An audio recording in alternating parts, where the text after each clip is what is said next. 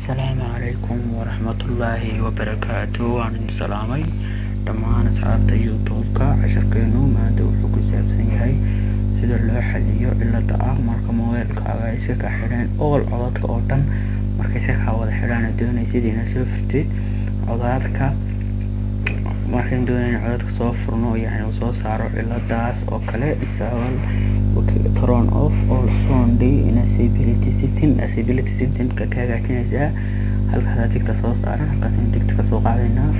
marka waa wax yar easy oo la isaga furo waxaas yaalada oo kale markay kaaga xidhaan way ka taabtaan. waa wax yar easy video hadii la galo videoda soo wax ku shaqeynaya oo jira marka volume up tiraahid wuxuu ku shaqeynayaan cod iyo wax maqleysin ma jirto.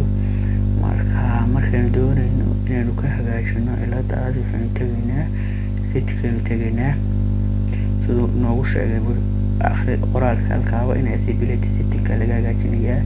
qorbay naga jira accessibility setting qoraynu noqonaynaa waa ka accessibility setting asxaabta. accessibility setting waa ka dhaynana accessibility setting markaan soo ugu dhufano qoraynu baxayna waxaynu ka raadinaynaa turn off sound meel tigta saaran tahay laakiin ka qaadayno calaamada halkaas aynu ku dhufanaynaa turn off all sound halkaas tigta la soo saaray halkaas aynu ka qaadaynaa asxaabta. halkaa markaynu tigta ka qaadno caadi noogu shaqeynayaa codadkeennii waxayna oo dhan caadi u shaqeynayaan. waana wax yar easy ah hadda caadi u shaqeynayaan. waa wax yar fudud oo easy ah saa uga qaadi lahayd hadda caadi ayay uga shaqeynayaan. video hadday ku laabno caadi ugu shaqeynayaan laakiin si adeerto casharka marka dooyo labada cod ba iska kaleya codka kale ma maqlaysaan laakiin adigu kugu hagaagayaa. ujeedadu waxa weeyaan inuu noogu hagaago muhiimadu.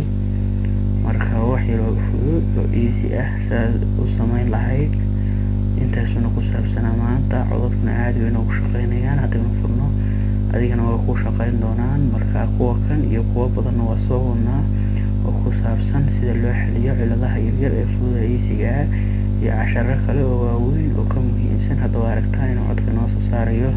marka waa salaamantiin dhammaantiin waadna mahadsantiin daawashadiina. bilaahi tawfiiq.